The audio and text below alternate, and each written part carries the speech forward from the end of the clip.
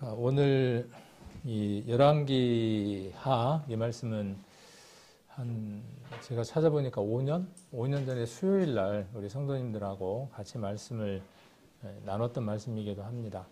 근데 이 말씀이 갈라디아서 2장 20절 또 우리가 교회 안에서 계속 말씀드리고 있는 이 옛것을 버리는 것 그리고 새 것을 입는 이 주제하고 맞닿아 있기 때문에 다시 한번 더 우리가 확인하고 또 한번 못 들었던 분들을 위해서 말씀을 다시 한번 더 이렇게 상고해보고 묵상해보는 것이 필요하다 싶어서 오늘 말씀을 죽은 자와 하나 되기라고 한번 정해봤습니다.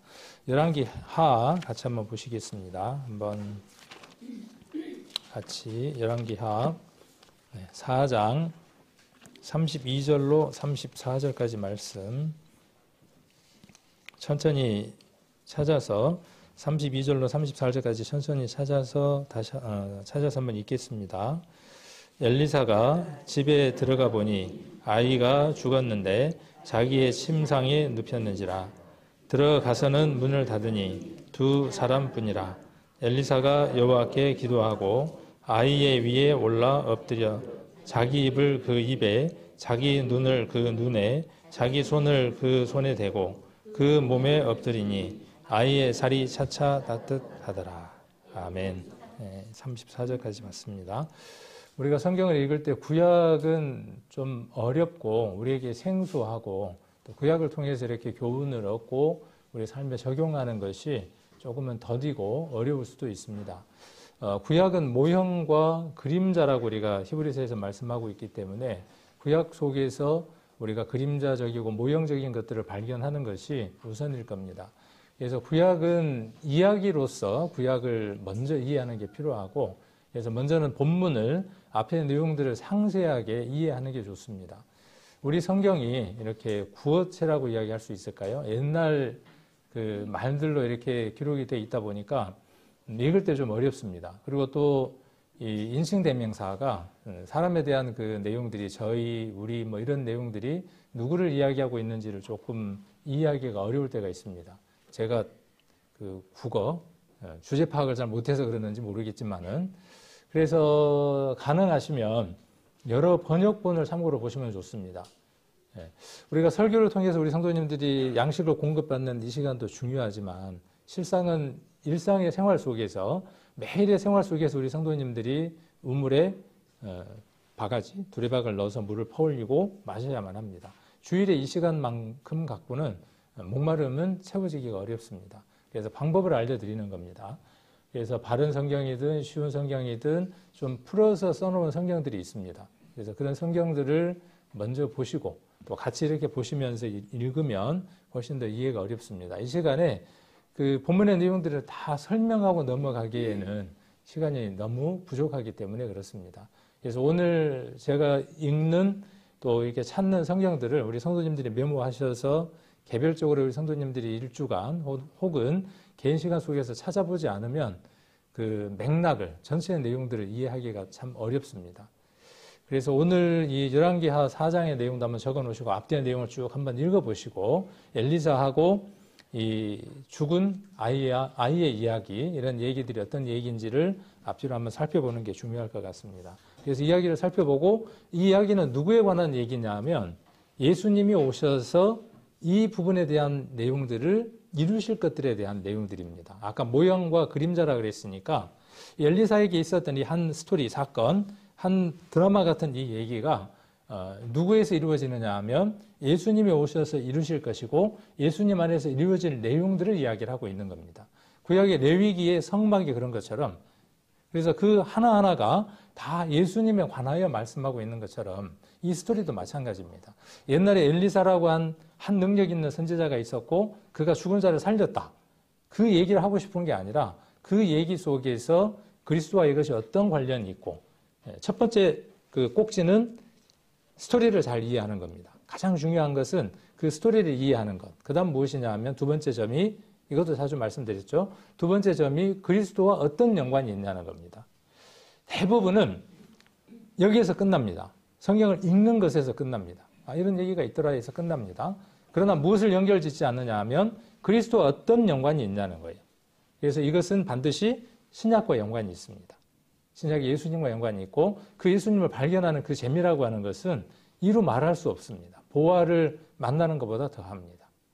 자, 그리고 그것이 내게 내 삶 안에 어떻게 적용되어져서 삶 속에서 열매로 나타내게 하느냐 하는 적용의 문제입니다. 그래서 성경을 바르게 읽는 것, 바르게 적용하는 것은 이렇게 세 지점이 정확하게 찍고 반복되어지는 것. 이것이 말씀을 읽는 가장 좋은 방법입니다. 그래서 제 설교의 패턴은, 설교의 방법은 이 방법을 따르고 있습니다. 그래서 본문을 읽고 그 본문에 대한 얘기를 하고 예수님과 어떤 연관이 있고 그러므로 우리가 이것을 어떻게 우리 삶 안에 적용할 것인가 하는 것들에 대한 내용들로 전개가 됩니다. 오늘 여기 보면 엘리사가 자기 집에 들어갔죠. 들어갔는데 보니까 아이가 죽었어요. 이 내용을 이해하려면 앞뒤의 내용들을 좀 읽으셔야 되겠죠. 그건 이제 숙제로 드렸습니다. 그래서 아이가 죽었는데 어디에 눕혀져 있습니까? 이게 그냥 생각하면 그냥 아이가 죽었는데 심상에 누워 있는 거예요. 그렇죠? 근데 이걸 좀 더 한번 우리의 그 상상력, 드라마틱한 내용들로 한번 전개를 시켜보면 내 방 안에 내가 잘 아는 아이 하나가 죽은 채로 내 침대 위에 누워 있어요. 어떻겠습니까? 그 방에 들어가고 싶겠어요? 일반적인 마음들은 뭐냐면 그 방에 들어가고 싶지 않는 거예요. 그런데 엘리사는요. 엘리사는 그렇지 않다는 것이죠. 이 엘리사를 통해서 우리가 무엇을 배우게 되느냐 하면 그리스도의 마음을 배우게 됩니다. 그 얘기를 하려고 하는 것입니다. 그러면 우리도 마찬가지라는 것이죠. 이 말씀을 한번 적용을 해본다면 우리들 근처에, 우리들 살고 있는 곳곳에 내가 사랑하고 내가 가까이 했던 사람들이 죽은 채 내 가장 가까운 곳에 누워 있습니다. 그리고 오늘 말씀은 무엇을 이야기하느냐 하면 그 죽은 시신과 시체와 내가 하나가 되어지기를 원하는 겁니다. 나는 그를 충분히 살려낼 수 있는 생명을 가진 자입니다. 엘리사에게는 무엇이 있느냐 하면 그러한 생명이 있습니다. 엘리사는 어떻게 이 방법을 알았을까요? 죽은 아이를 살리는 이 방법을 엘리사는 어떻게 알았을까요? 하나님이 이렇게 알려주셨겠죠. 하나님 알려주셨겠죠. 근데 참 재밌어요. 이런 내용들을 읽어보면 성경들이 참 재미있는 전개들로 이루어지는 걸 볼 수 있습니다. 그 내용은 조금 이따가 보고, 그래서 자기 심상에 누웠어요. 들어가서 문을 닫았고 두 사람뿐이었어요. 엘리사가 하나님께 여호와께 어떻게 합니까? 기도합니다. 간구합니다. 무엇을 간구했을까요? 그 죽은 아이가 무엇을 얻기를? 생명 얻기를 간절히 원하는 거죠. 이것이 저와 여러분의 마음이어야 하고 우리 주님의 마음이 이 마음이었습니다. 그 죽은 영혼, 죽어버린 그 영혼들이 아담 안에서, 사단 안에서 사망으로 끌려가는 그들을 살려내시기를 우리 주님은 간절히 원하셨죠. 그래서 그곳에서, 그 침상에서 우리 주님이 어떠한 모습으로요?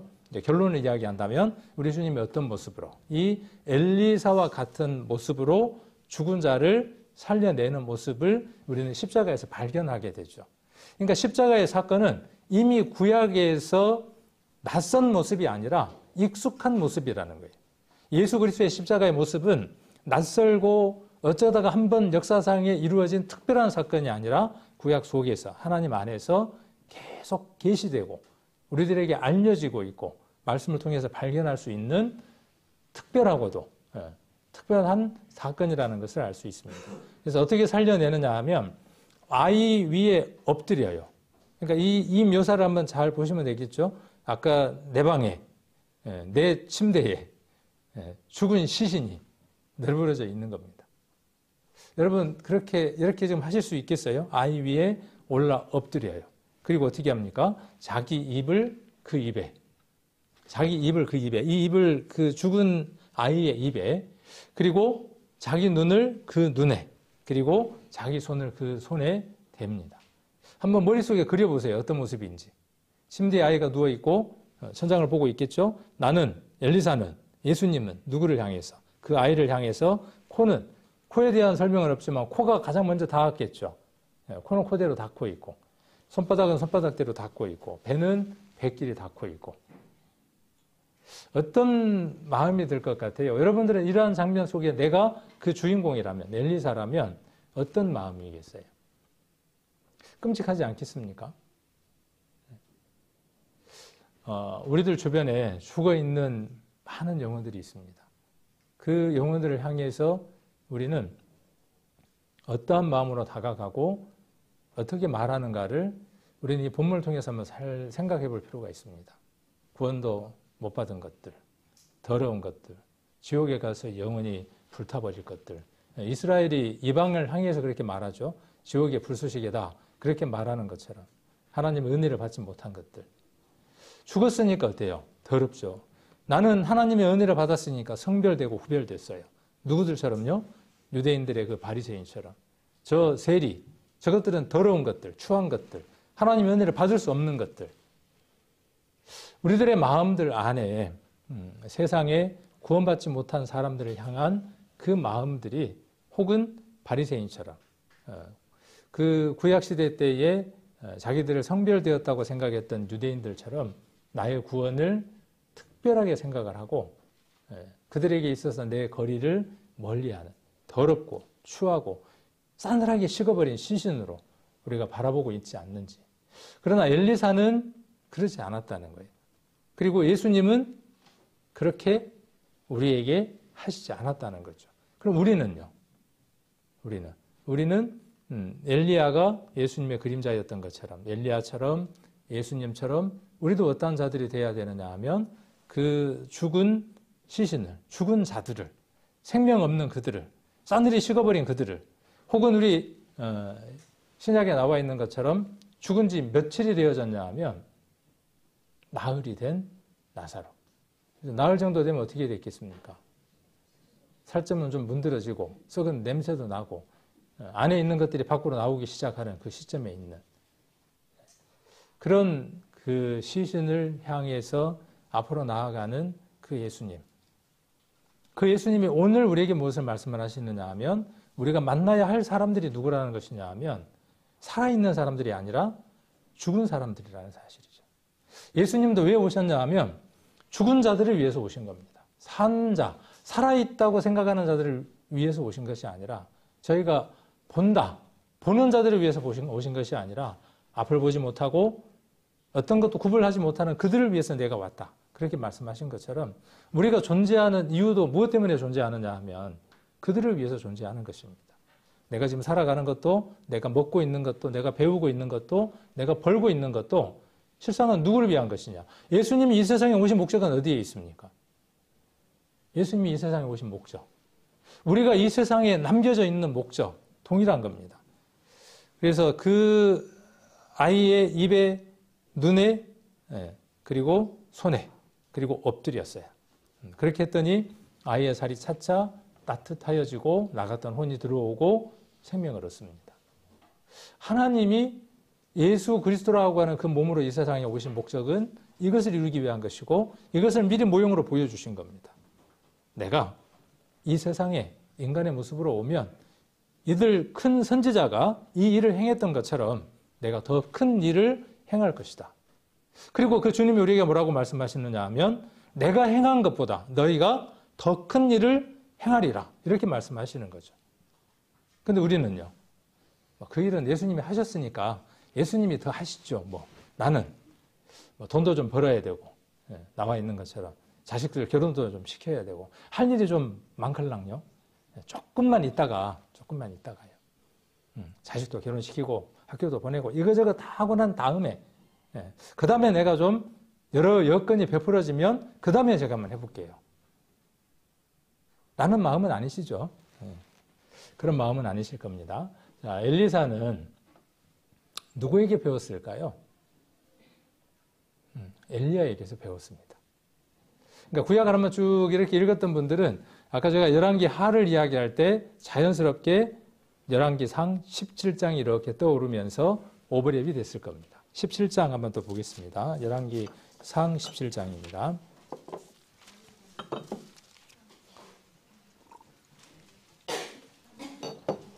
열왕기상 17장 시돈 그 사르밧 과부의 아들에 관한 내용입니다.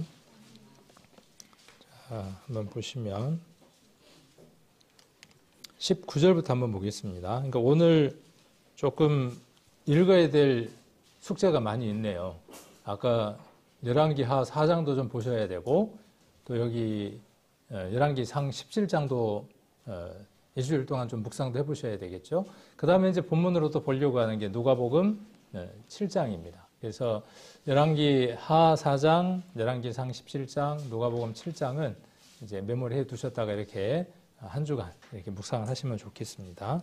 17절에 보면 이 일 후에 그 집 주모 되는 여인의 아들이 병들어 증세가 심히 위중하다가 숨이 끊어진지라 여인이 엘리야에게 이르되 하나님의 사람이여 당신이 나로 더불어 무슨 상관이 있기로 내 죄를 생각나게 하고 또 내 아들을 죽게 하려고 내게 오셨나이까. 엘리야가 저에게 그 아들을 달라 하여 그를 그 여인의 품에서 취하여 안고 자기의 거처하는 다락에 올라가서 자기 심상에 누이고 여호와께 부르짖어 가로되 나의 하나님 여호와여 주께서 또 내가 우거하는 집 과부에게 재앙을 내리사 그 아들로 죽게 하셨나이까 하고 21절 그 아이 위에 몸을 3번 펴서 엎드리고 여호와께 부르짖어 가로되 나의 하나님 여호와여 원컨대 이 아이의 혼으로 그 몸에 돌아오게 하옵소서 하니 여호와께서 엘리야의 소리를 들으심으로 그 아이의 혼이 몸으로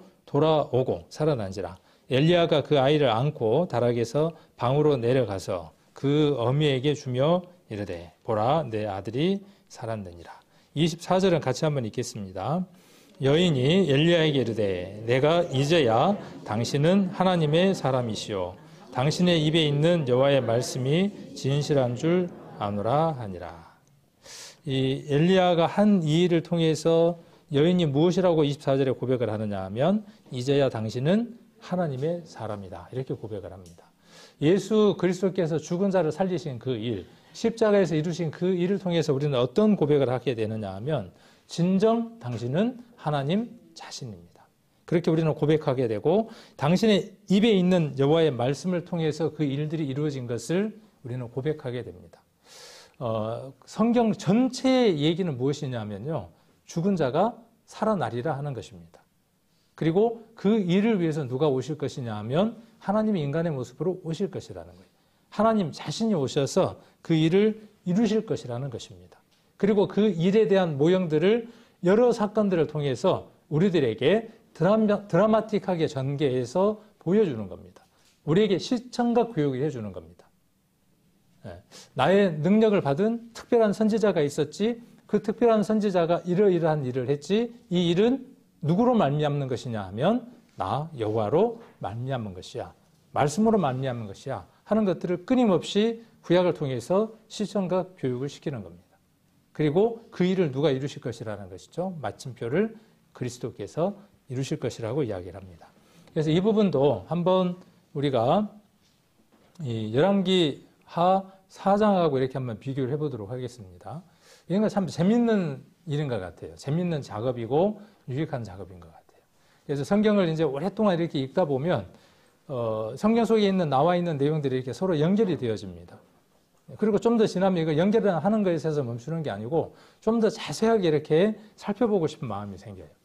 그래서 이렇게 좌우에 성경을 놓고 그다음에 색깔을 바꾸면서 칠을 해보면 너무나 이렇게 그 마음 가운데 감동이 막 밀려오는 걸 느낄 수 있어요. 아, 이 일이 죽어버린 이 과부의 아이를 향한 이 일이 엘리야를 통해서 엘리사를 통해서 하나님이 하신 일이고 그렇게 죽어 있었던 아이 정말 그 부모에게는 사랑스러운 아이 우리가 그러한 존재입니다. 우리가 어떠한 존재이냐 하면 죽어 있는 존재이긴 하지만 부모에게 귀하고 사랑스러운 존재인 것처럼 하나님 안에서 사단에게 속해서 죽어버린 자이지만 하나님에게는 우리에게 영적 부모에게는 두 번 다시 놓칠 수 없는 그 죽음으로부터 건져내고자 하는 그 갈망 가운데 있는 자녀가 누구이냐 하면 우리라는 사실입니다.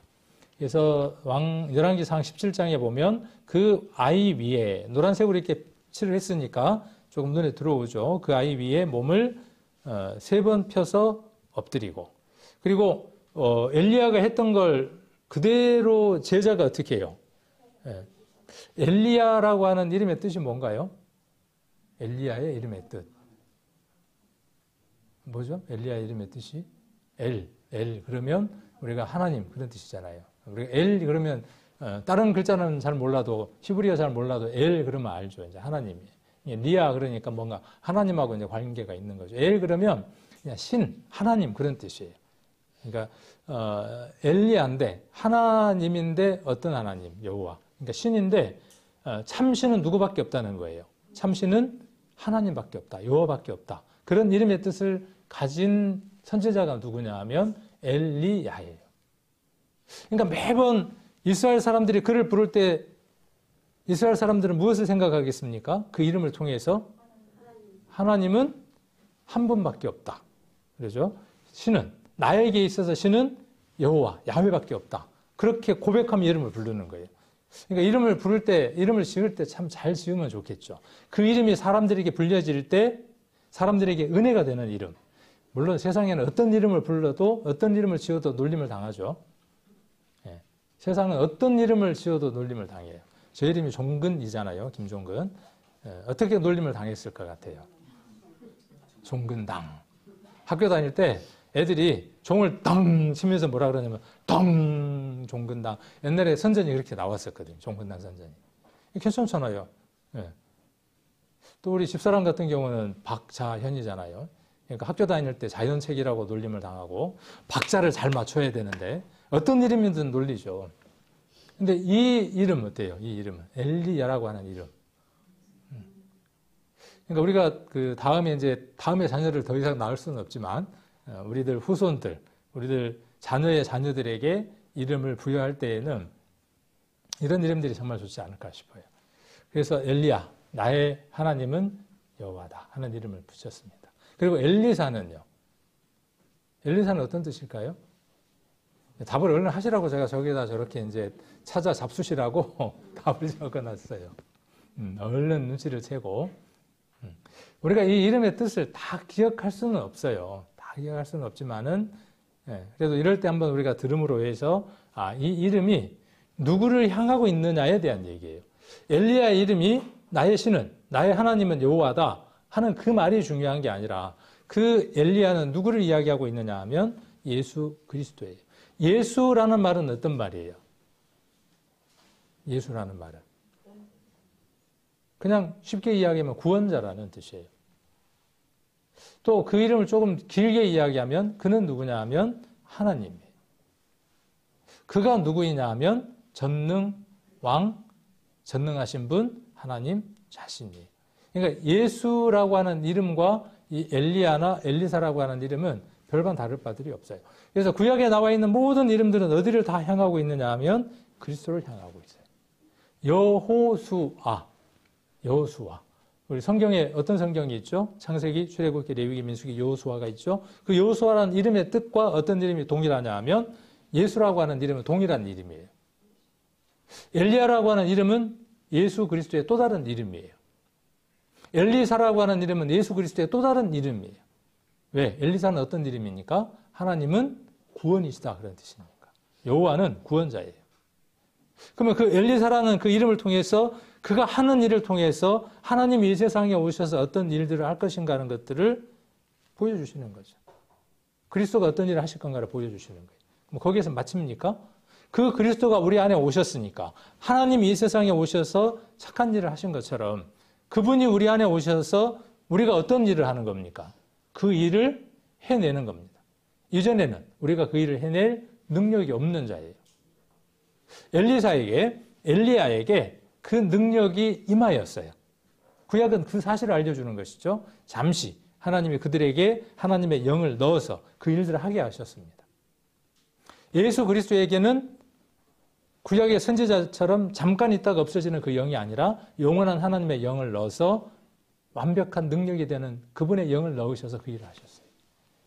그 영을 우리에게요.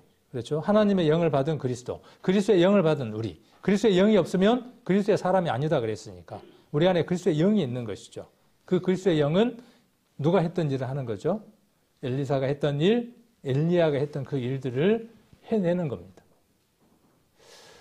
내가 그리스도와 합하여 죽었고 내가 그리스도와 합하여 부활했다고 하는 이 성경에서 가장 중요한 핵심, 지난번에도 수요일날 말씀드렸지만 이것이 교회 안에 있는 캐리그마라고 이야기를 했어요. 최고 중요한 교회 선포의 내용이에요. 이 내용이 빠지면 교회가 아닙니다.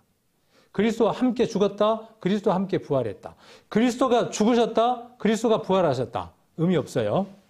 네, 조금 의미는 있어요. 그리스도가 죽으셨다, 부활하셨다. 조금 의미가 있어요. 성경은 무엇을 말하는 것이죠? 내가예요. 내가 그 그리스도의 죽음에 동참했다예요. 내가 그 그리스도의 부활에 동참했다예요. 그러니까 죄 문제는 우리에게 있어서 거론거리가 아니에요. 거기에 머물러 있어서는 안 돼요. 그런데 여전히 유아적인 단계에 머물러서 죄에 대한 문제에 고민하고 있는 겁니다. 죄를 범하고 그 범한 죄 때문에 고민하고 거기에 머물러 있는 겁니다. 그 죄에 대한 문제를 해결되어졌음을 그리스도의 십자가가 이야기하고 그 죄를 정복할 수 있는 능력이 그리스도의 십자가에 있다고 이야기를 하는 것이죠. 거기서 머물러 있는 것이 아니라 더 어디까지 가야 하느냐 하면 그 그리스도의 죽음을 통해서 우리가 죽었던 자인 것처럼 이제 생명을 얻었으니까 죽은 자에게 생명을 주는 데까지 가라고 이야기하는 것이죠. 그리스도와 함께 죽고 부활하는 그 성경의 가장 중요한 핵심적인 복음의 메시지는 내가 죽은 자와 하나가 되어지는 겁니다. 그리스도가 죽은 자와 하나가 되어진 것처럼 우리가 그리스도와 죽은 자와 하나가 되어지는 겁니다. 죽은 자를 찾지도 않을 뿐더러 죽은 자를 찾으면 그 죽음이 두려워서 그 죽음이 내게 전가될 것 같고 그 죽음이 내게 옮겨올 것 같으니까 더러워서 멀리합니다. 구약은 그랬습니다. 그렇죠? 구약은 어떻게 했습니까? 구약은 죽은 자의 사체를 만진 자도 부정합니다. 그리스도는 어떻습니까? 그 율법의 법을 깨버리신 분이죠. 죽은 자도 만지시고, 그렇죠? 죽은 자도 만지시는 거예요. 우리에게 무엇을 말하는 거예요? 우리가 해야 될 일들이 죽은 자를 만져서 그 죽은 자를 살려내는 일이 우리의 일이에요. 그런 능력이 우리 안에 있어요. 우리를 그렇게 부르셨어요. 그래서 이러한 내용들을 통해서 우리는 한번 살펴보는 거예요. 어떻게 그들이 예수님의 그림자가 되고 모형이 되어져서 그 일들을 해냈는지, 그리고 그것을 통해서 우리는 어떻게 그것들을 그대로 삶에서 적용할 것인지. 그래서 여기도 부르짖죠. 여호와께 부르짖어요.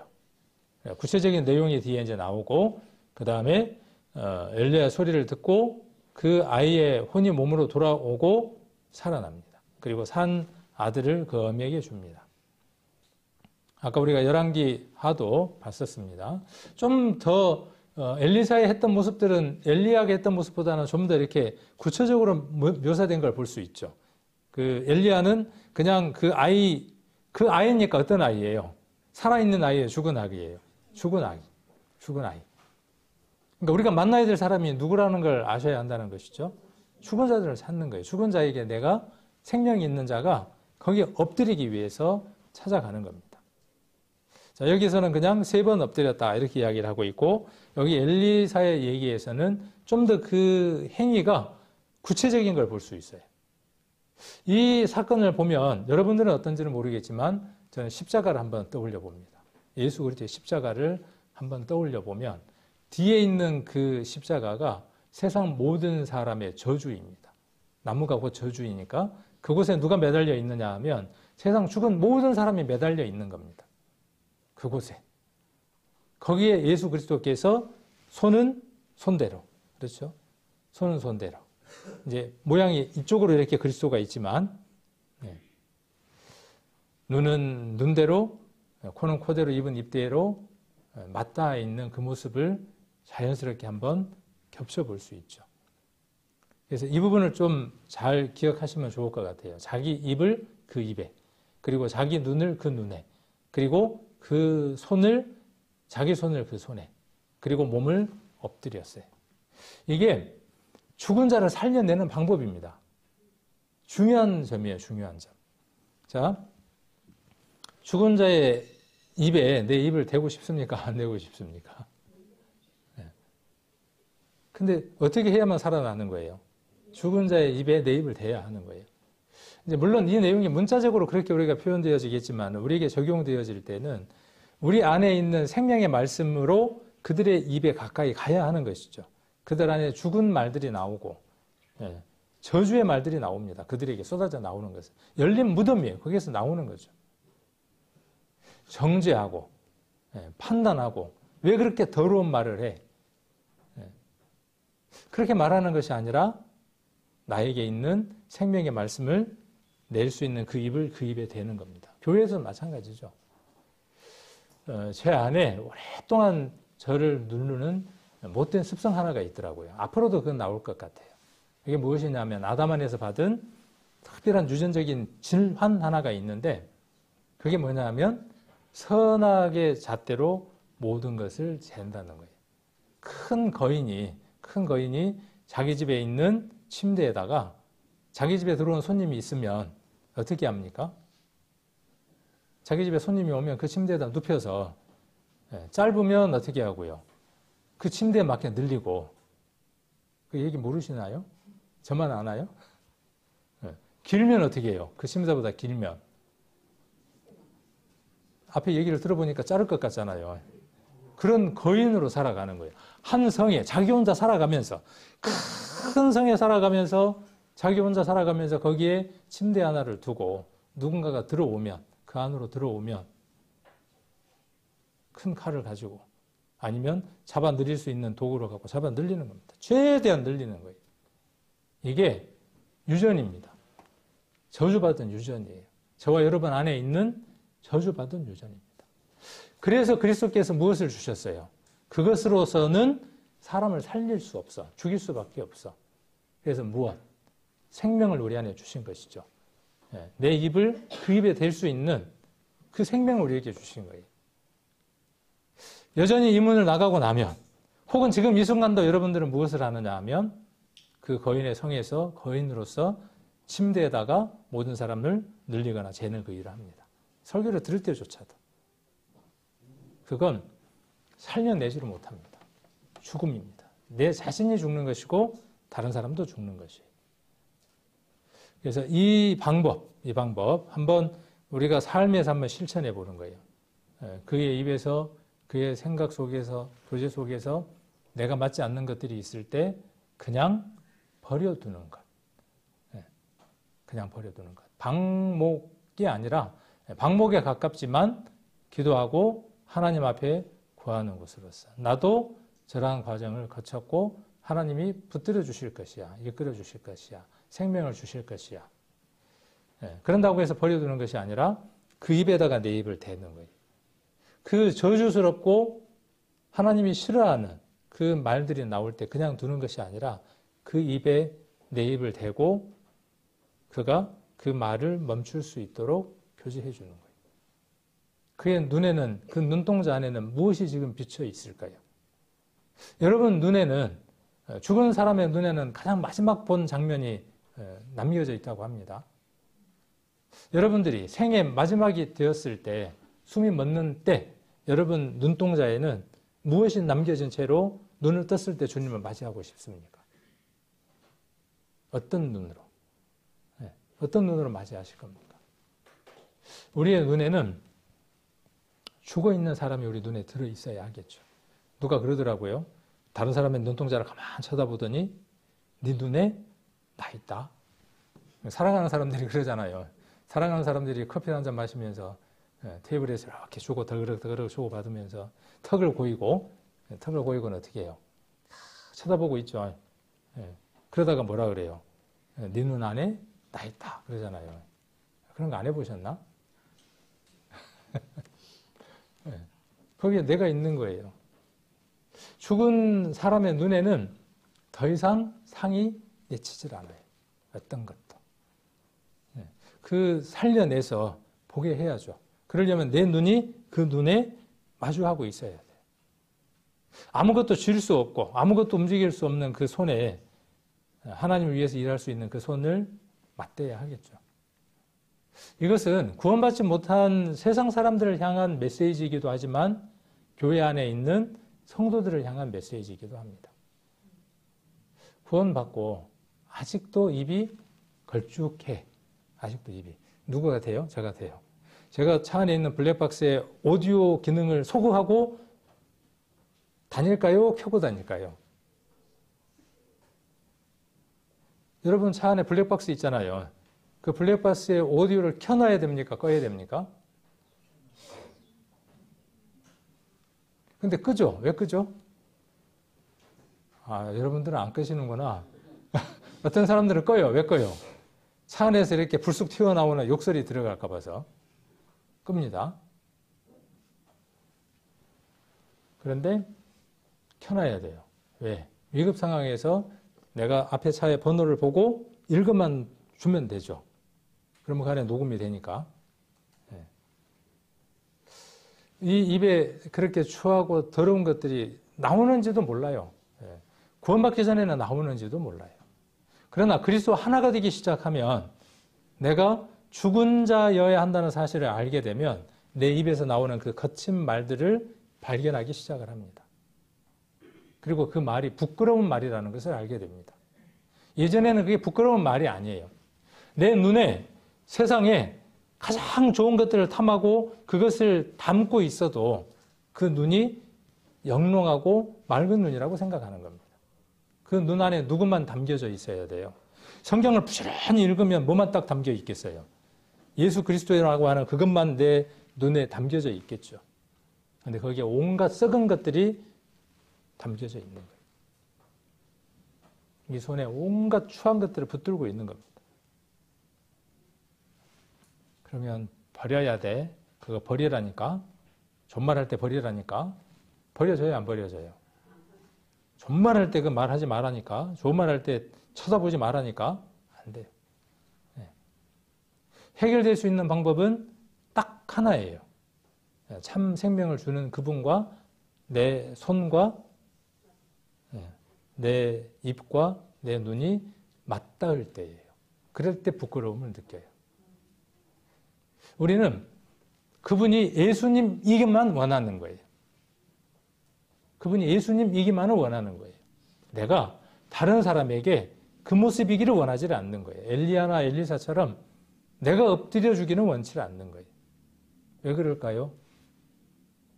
내 삶에 대한 자신이 없거든. 믿음이 믿음이 아니에요.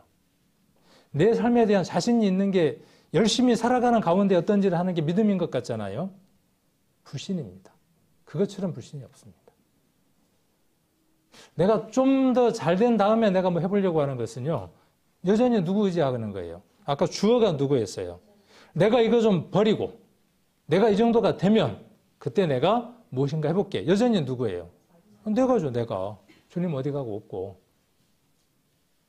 우리가 구원받을 때, 이전에 제가 그 상담을 할 때 복음을 다 풀었어요. 다 풀었어요. 너무 진척이 잘 돼서 좋더라고. 딱 복음만 풀면 구원받을 것 같더라고. 복음을 풀었어요. 얼굴색이 검은색이 되면서 고민하기 시작을 하더라고요. 왜 그렇게 고민을 하십니까? 그냥 수용하면 될 텐데. 근데 정말 지혜롭더라고. 생각이 많은 분이더라고. 제가 그걸 받아들이면요. 제가 지금 사귀는 여자들이 참 많거든요. 근데 아내가 있는 분이에요. 아내가 있는 분인데 제가 사귀는 사람이 참 솔직하더라고. 제가 사귀는 사람이 참 많거든요. 근데 그거 다 정리를 해야 되잖아요. 근데 뭔가 성령이 역사하시니까 버려야 된다는 걸 아는 거죠. 기준이 생겨서. 그 다음에 제가 그 술을 참 좋아하거든요. 들고는 못 가도 마시고는 가거든요. 여기서 많이 들어본 얘기죠. 네. 들고는 못 가도, 지고는 못 가도 제가 마시고는 갑니다. 이런 분이. 그러니까 제가 여자와 술 때문에 안 되겠습니다. 그래서 제가요, 성경이 사실인 것 같기도 하고, 사실이고, 복음도 사실이니까 제가 중대한 결단을 하나 했습니다. 뭔데요? 그랬더니 천주교로 가기로 했대요. 왜요? 그랬더니 술도 마시잖아요. 다 해도 되잖아요. 그분은요, 사랑이 무엇인지를 모르는 사람입니다. 복음이 무엇인지를 모르는 사람입니다. 복음을 들었을 때 그 복음과 일치해서 살아가고자 하는 결단이 없는 사람입니다. 복음은, 구원은 우리가 오늘 만찬을 하게 되지만 이 만찬은 무엇을 많은 사람들에게, 성도들에게 드러내는 것이냐 하면 나는 그리스도께서 기뻐하시지 않는 게 있으면 버릴 각오가 되어져 있고 즉시 실행하겠습니다. 그 말이에요. 그 고백을 하는 겁니다. 만찬에 참여하는 것은. 근데 그것을 못하겠다? 그러면 지식인 거예요. 우리의 삶 안에 많은 시간들이요, 그리스도를 아는 지식이 있지만 그 지식과 일치되어서 살아가는 데 있어서는 차이가 있어요. 시간적인 차이가 있어요. 복음은 어때요? 복음은 받아들여서 내가 그것과 하나 돼서 살아가지만 그 나머지 부분에 있어서는 그러지 못한 부분들이 참 많습니다. 자, 그림을 보니까, 인터넷에서 그림을 찾아보니까 이런 그림 하나가 있더라고요.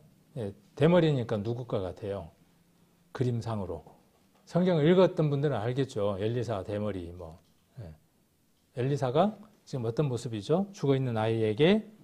이 그림은 좀 성경의 내용하고 그림의 내용하고는 어때요? 다르죠. 이렇게 그리진 않았을 것 같아요. 근데 어쨌든 그 성경 안에 있는 내용을 충실하게 이렇게 살리고자 이렇게 그려놓은 것 같아요. 코와 입이 지금 이렇게 맞닿으려고 하고 있죠. 손은 지금 이렇게 붙들고 있고. 엎드려져 있다는 그 표현은 못하고 있지만. 자, 이 일이 있었던 곳이 어디냐 하면 어디일까요? 우리나라에 있었던 건 아니잖아요. 성경 속에 우리나라에서 일어났던 사건은 하나도 없습니다.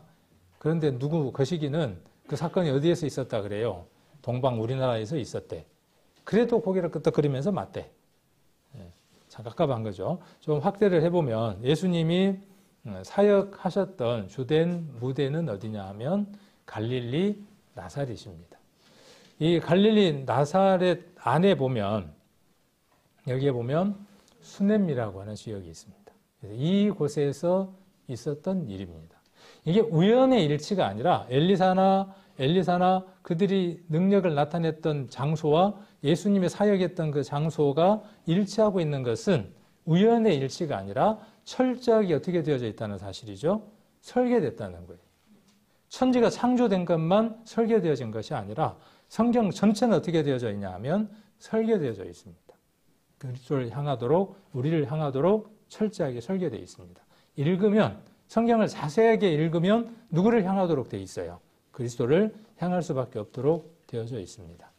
자, 여기는 누가복음 7장인데 같이 한번 보겠습니다. 누가복음 7장.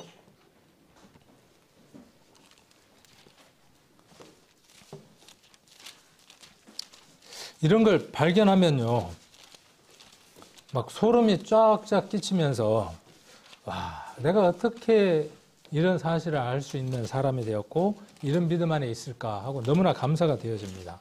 7장 1절 한번 봅니다. 7장 11절. 1절이 아니라 11절. 자, 그 후에 예수께서 나인, 지명입니다. 지난번에도 말씀드렸지만 성경 안에 고딕체로 나오면 인명이거나 지명이라고 말씀을 드렸습니다. 그래서 나인은 지명, 나인이란 성으로 가실새, 제자와 허다한 무리가 동행하더니. 자, 조금 더 내려가서 13절 한번 봅니다. 주께서 과부를 보시고 불쌍히 여기사 울지 말라 하시고 가까이 오사 그 관에 손을 대시니 맨 자들이 서는지라. 예수께서 가라사대 청년아 내가 내게 말하노니 일어나라 하시매. 여기는 청년이네요. 아까는 아이였고, 이런 대목들도 좀 더 자세하게 공부를 해보면 많은 재밌는 점들을 또 발견할 수 있게 됩니다. 그건 여러분들의 몫이에요. 제가 제공해드린 여러분들의 몫이고. 15절.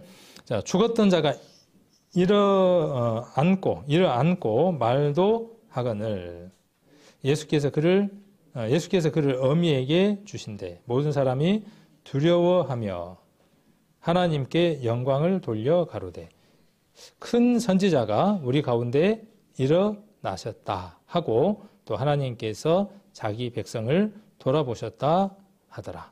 예수께 대한 이 소문이 온 유대와 사방에 두루 퍼지니라. 예수에 대한 이 소문은 어떤 소문이겠어요?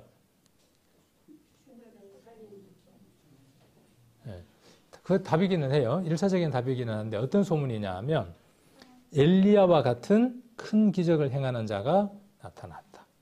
이들은 구약에 익숙한 자들입니다. 구약 말씀에 아주 익숙한 자들이에요.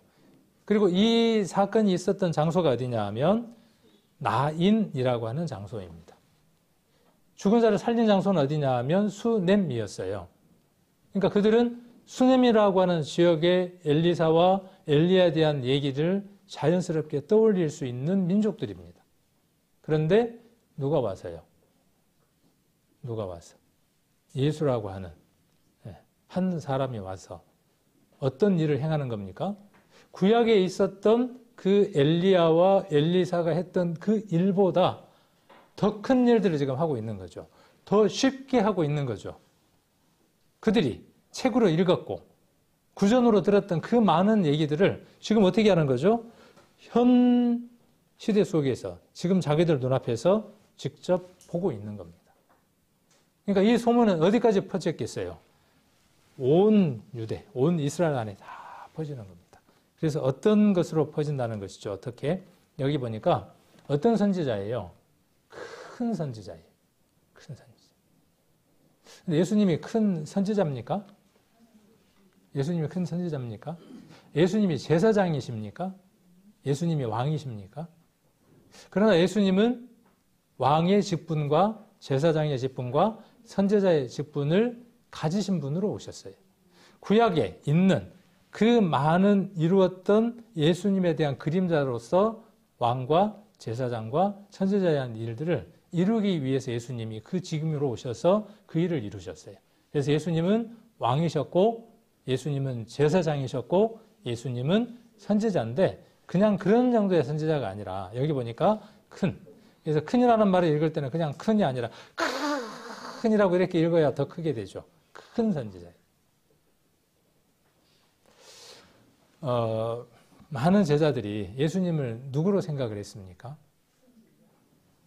네, 엘리야로. 또 더러는 누구로? 에레미야로. 베드로는 어떻게 생각을 했습니까? 누구하고 동급으로? 베드로와 그의 제자들 몇은 예수님을 누구로 동급으로 봤느냐? 누구로 동급으로 봤죠? 여기 엘리야. 네. 마태복음 한번 찾아보겠습니다. 여기 한번 찾아놓으시고 마태복음 16장 17장 4절을 먼저 한번 보겠습니다. 17장 4절. 이거는 그 변모산에서 있었던 사건을 변화산에서 있었던 사건을 다루고 있는데 마태복음 17장 4절을 보시면 베드로가 예수께 여짜고 가로되 주여 우리가 여기에 있는 것이 좋사오니 주께서 만일 원하시면 내가 여기서 초막 셋을 짓되 하나는 주를 위하여 하나는 모세를 위하여 하나는 엘리야를 위하여 하리이다. 이들의 머릿속에서 유대인들 머릿속에서 그 당시 유대인 머릿속에서 엘리야와 모세가 어느 정도의 지위를 차지하고 있는가를 우리는 금방 눈치챌 수 있는 대목입니다. 그래서 아까 누가복음에 나와 있는 큰 선지자라고 하는 그 내용과 이 내용들은 함께 연이어서 생각을 해볼 수 있습니다. 그러니까 엘리야라고 이야기를 하면 큰 선지자 엘리야라고 이야기를 하면 그곳에서 아까 수넴과 나인이라고 하는 그 근처이니까 자연스럽게 무엇이 떠올랐겠어요? 자연스럽게 엘리야와 엘리사가 죽은 아이를 살렸던 그 일을 그들은 떠올릴 수밖에 없어요. 그러나 그들은 그 예수 그리스도를 어느 정도밖에 이해하지 못했죠. 그냥 선지자예요. 큰 선지자예요. 하나님이라는 사실을. 엘리야가 갖고 있었던 그 이름의 뜻, 엘리사가 갖고 있었던 그 이름의 뜻을 그들은 알아채지를 못했어요. 우리는요. 그 엘리사와 엘리야 이름이 곧 누구의 이름이라는 것, 예수의 이름이라는 것을 우리는 알고 있죠. 얼마나 감사한 겁니까? 그들은 하나님의 백성이었으며 모든 이적과 기적을 다 총체적으로 경험한 사람들이지만 그들은 자신들의 목적 때문에 그 그리스도를 온전하게 받아들이지 못했죠. 오늘날도 똑같습니다. 이곳에 여러분들이 어떤 목적을 갖고 오시면 말씀은 여러분의 것이 아닙니다. 빈 그릇 상태로, 비어있는 상태로 하나님의 말씀의 은혜를 수용하고자 하는 자에게는 넘치는 충만한 은혜를 경험하는 시간이 되어지겠죠. 16장도 한번 보겠습니다. 16장의 내용에서는 13절 한번 보시면 16장 13절 예수께서 가이사랴 빌립보 지방에 이르러 제자들에게 물어 가로되 사람들이 인자를 누구라 하느냐. 그렇죠. 사람들은 예수님을 누구라고 합니까? 지금도 사람들은 예수님이 누구예요? 4대 성인 중에 하나예요. 제자들은 가로되 이렇게 보고하는 거죠. 더러는 세례 요한, 더러는 엘리야, 어떤 이는 예레미야나 선지자 중 하나라 하나이다. 15절 가라사대 너희는 나를 누구라 하느냐. 여러분들은 오늘 만나는, 또 여러분이 구원받은 그날 만났던 예수님, 우리에게 눈을 맞대주고, 누구도 우리에게 눈을 맞대주지 않았지만 영원한 생명의 눈으로 사망의 눈을 맞대주신 분, 이 더러운 입에 저주가 있고 썩은 것들이 나는 이 냄새나는 입에 생명의 말씀으로 역사하시는 그분의 입을 맞대주고, 이 저주 들어온 손에 영원한 생명의 것을 만질 수 있는 손을 맞대주신 분, 그분을 여러분 만난 적 없으십니까? 근데 그분을 어떻게만 기억하느냐 하면 그냥 내 죄의 사함을 이루어주신 분으로만 기억하려고 합니다. 거기에 머물러 있으려고 합니다. 거기까지만입니다. 더 성경 속에서 많은 것들이 있고 우리에게 알려주시고자 하는 것들이 있는데 그것으로 이동하려고는 하지 않습니다. 누가 그랬던 것처럼요. 이스라엘이 그랬던 것처럼 이동하려고는 하지 않습니다. 16절 한번 보시면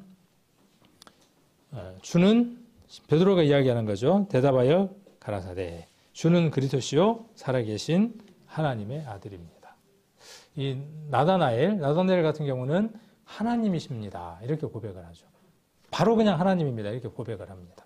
그래서 이 성경 구절은 외우기가 참 쉬워요. 이 베드로의 신앙 고백이 있는 성경 구절은 어디냐?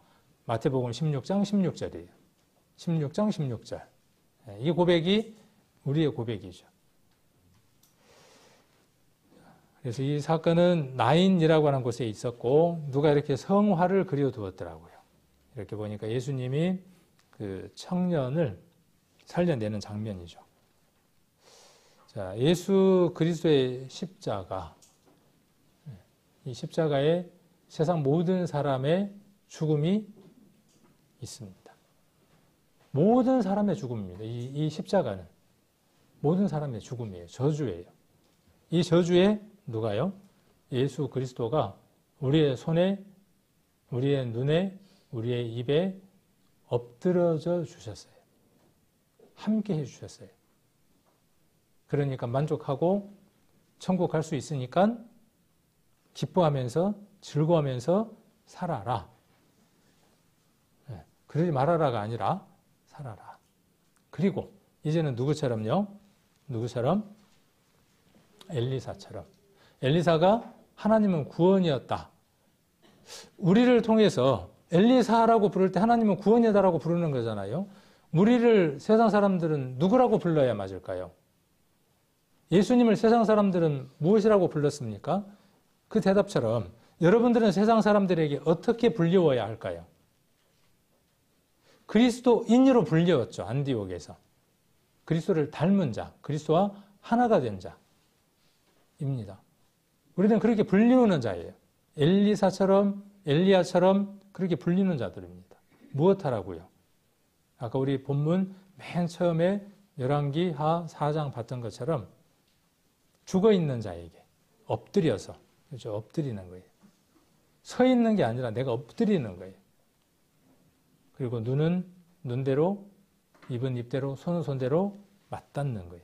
요즘 그 사회복지에서 이야기하는, 세상 사람들이 많이 이야기하는 어떤 단어를 쓸 수 있냐 하면 공감이에요. 공감. 경청하고 하나가 되어져 주는 거예요. 그 죽은 사람과 내가 일치되어져서 하나가 되어져서 그들을 얻어내는 거예요. 생명을 구해내는 거예요. 그래서 여기 보면 엘리사의 사건과 엘리야와 엘리사보다 더 큰 선지자에 대한 내용을 이렇게 비교를 해두었죠. 색깔별로 보면 아예 위에 올라갔어요. 예수님은 그 죽은 자에게 가까이 오셨어요. 가까이 오사라는 말은 어마어마하게 많은 내용을 함축하고 있는 겁니다. 우리는 그냥 이 언어를 통해서 무엇만 읽느냐 하면 예수님이 걸어서 가까이 오신 것 이것만 읽습니다. 그냥 1차원적인 거예요. 가까이 오사라는 것은 어떤 것이냐 하면 우리와 하나님의 사이의 간극은 어떤 간극이에요? 어떤 것으로도 설명할 수 없는 먼 거리입니다. 그렇죠. 주님하고 하나님하고 인간의 관계는 어떤 간격이었어요? 어마어마한 간격입니다. 근데 그분이 어떻게 하셨어요? 가까이 오셨어요. 그 표현이에요. 죽은 자에게 가까이 오셨어요. 그분이 우리 형상을 입으셨어요. 가까이 오사라는 말은. 그래서 그 관에 손을 대시고 그 다음에 내가 내게 말하노니, 말하는 겁니다. 구약에 있었던 그 모든 말씀이 이루어지도록 그분은 말씀하시는 거예요. 죽었던 자가 일어나앉고 말도 해요. 우리의 일이 무엇입니까? 죽어서 살아난 자들에게 말하게 하는 거죠. 어떤 말을 해야 되겠습니까? 우리가 죽었다가 살아난 자들입니다. 그럼 어떤 말을 해야 되겠어요? 선자의 말을 해야죠. 죽은 자의 언어를 하는 게 아니라 산자의 말을 해야 되는데 여전히 어떤 말을 하고 삽니까? 막 입냄새가 풀풀 나. 제가 이야기하는 입냄새가 뭔지 아시죠? 네. 썩어서 죽은 자의 냄새가 여전히 나고 있어요. 그건 우리가 예수 그리스도의 십자가의 날을 합쳐지는 시간들이 없기 때문이에요. 하나 되는 시간들이 없기 때문에. 그래서 큰 선지자가 우리 가운데 일어났다. 이렇게 이야기를 하고 있습니다. 로마서를 한번 찾아보겠습니다. 로마서 8장.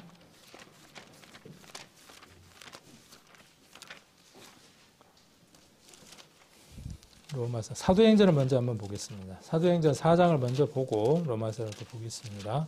사도행전 4장 10절.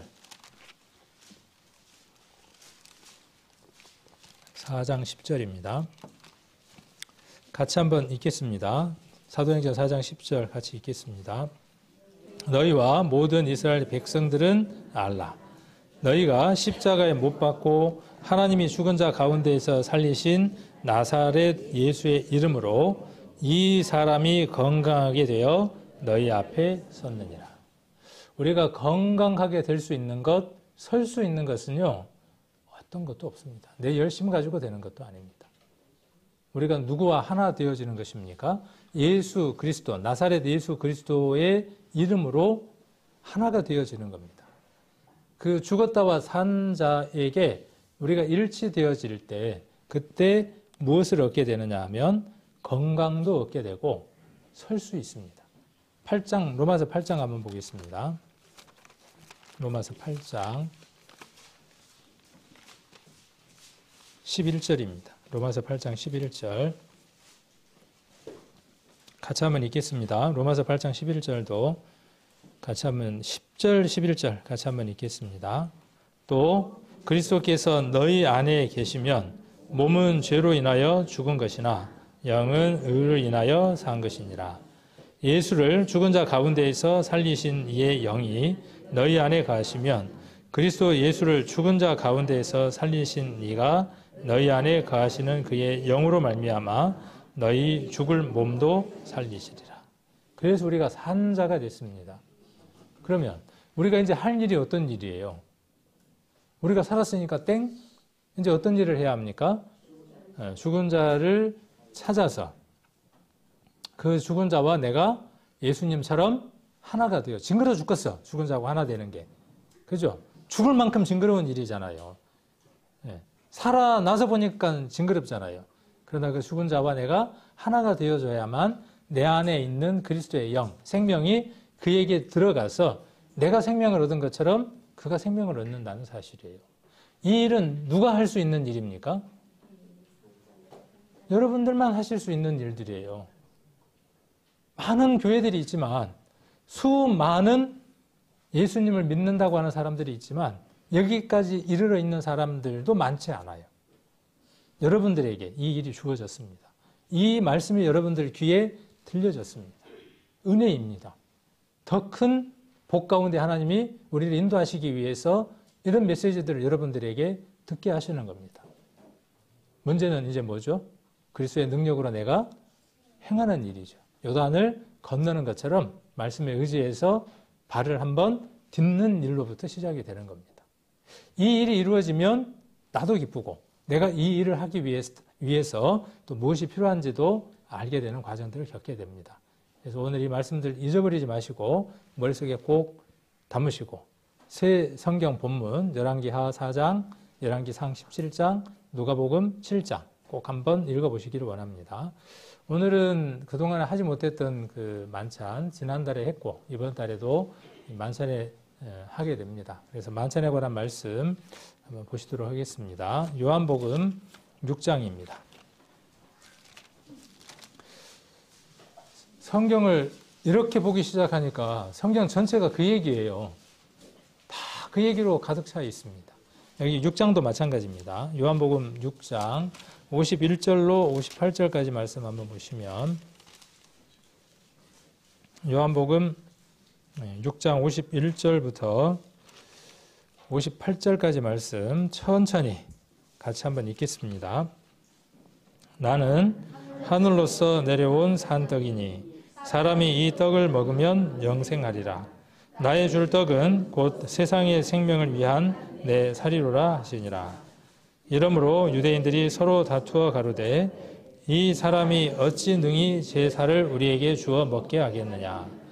예수께서 이르시되 내가 진실로 진실로 너희에게 이르노니 인자의 살을 먹지 아니하고 인자의 피를 마시지 아니하면 너희 속에 생명이 없느니라.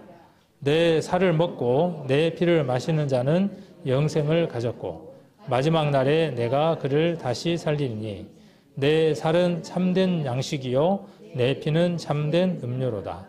내 살을 먹고 내 피를 마시는 자는 내 안에 거하고 나도 그 안에 거하나니 살아계신 아버지께서 나를 보내심에 내가 아버지로 인하여 사는 것 같이 나를 먹는 그 사람도 나로 인하여 살리라. 이것은 하늘로서 내려온 떡이니 조상들이 먹고도 죽은 그것과 같이 아니하여 이 떡을 먹는 자는 영원히 살리라. 오늘 이 말씀에 기록되어 있는 대로 이 떡을 먹었던 사람, 이 떡을 어떤 의미인지를 알고 예수 그리스도의 십자가에 내가 하나가 됐던 사람이 성도입니다. 또 그리스도인입니다. 또 이곳에 있는 대다수가 그 은혜 안에 들어와 있는 사람들입니다. 그러나 아직 아닌 분들도 있죠. 아직 아닌 분들도 있습니다. 그래서 지난번에 제가 그 교회 안에 예식 두 가지를 이야기하면서 침례와 만찬에 대한 말씀들을 우리가 나누었습니다. 그래서 성찬은 내가 은혜 안에 들어가지 못한 사람이면 쉬운 일입니다. 아주 간단한 일입니다. 아까 그 사람처럼 거부하지 아니하고 내가 이 내용들을 수용해 드리는 겁니다. 이미 나는 그 구원 안에 있는 존재입니다. 내가 어느 걸 인정하면 내게 구원이 이루어지고 내가 그것을 받아들이면 내게 그것이 내 것이 되어지는 것이 아니라 이미 이 사실은 객관적인 사실입니다. 그러나 내 것이 되기 위해서는 무엇이 필요하냐 하면 내게 고백이 필요하고 그것에 대한 대가를 치르겠다고 하는 결심이 필요하죠. 그 대가를 이루겠습니다. 결심을 한다고 해서 그게 구원이 이루어집니까? 그 구원에는 어떤 것도 더할 수 없어요. 우리를 향해서 이루신 구원에는 어떤 것도 더할 수 없습니다. 그 완벽한 구원이 내게 적용되어지는 면에 있어서는 그 결심과 고백이 필요한 것이죠. 어려운 거 아니죠. 그러니까. 자, 그것 속에서 우리가 살아가는 거죠. 여기 57절에 보면 인하여라고 되어 있죠. 인하여. 그러니까 한문으로 되어 있으니까 좀 말을 이해하기가 어렵죠. 인하여라는 말은 통하여, 말미암아 그런 뜻입니다. 그래서 우리는 앞으로 어떻게 살아가는 존재이냐 하면 우리는 예수 그리스도의 살과 피를 뜯고 마시면서 사는 사람이에요. 네, 그렇죠. 좀 표현이 그렇지만은 그분의 살을 뜯어먹지 않으면 우리는 영양분을 섭취할 수 없어요. 그분의 피를 마시지 않으면 우리는 살아갈 수 없는 존재들이에요. 언제 그러한 사람이 됐냐 하면 구원받는 그날 그 살이 내게 생명이 되었어요. 그 생명이 유지되기 위해서는 오늘도 그리스도의 살이 필요하고 그리스도의 피가 필요한 자들이에요. 그 사실을 오늘 고백하는 겁니다. 내가 이 떡을 먹고 이 잔을 마시면 내게 그 생명이 오는 것이 아니라 이것을 마시고 먹고 마시면 그 생명이 유지되는 것이 아니라 먹으면 유지되는 게 아니에요. 기념이니까 우리가 고린도 전서에 기록되어 있는 것처럼 기념하는 거니까. 다시 한번 우리가 떠올리는 거니까. 그러면 이 예식은, 형식은 어디 속에서 내용이 이루어져야 하는 것이죠? 우리의 일상의 삶 가운데서 이루어져야 하는 거예요. 매일의 삶 속에서 그리스도의 살을 내가 먹는 겁니다. 그 얘기는 57절에서 무엇으로 우리가 답을 내려주고 있느냐 하면 인하여 사는 거예요. 그분으로 말미암아, 그분을 통하여, 그분을 힘입어 살아가는 겁니다.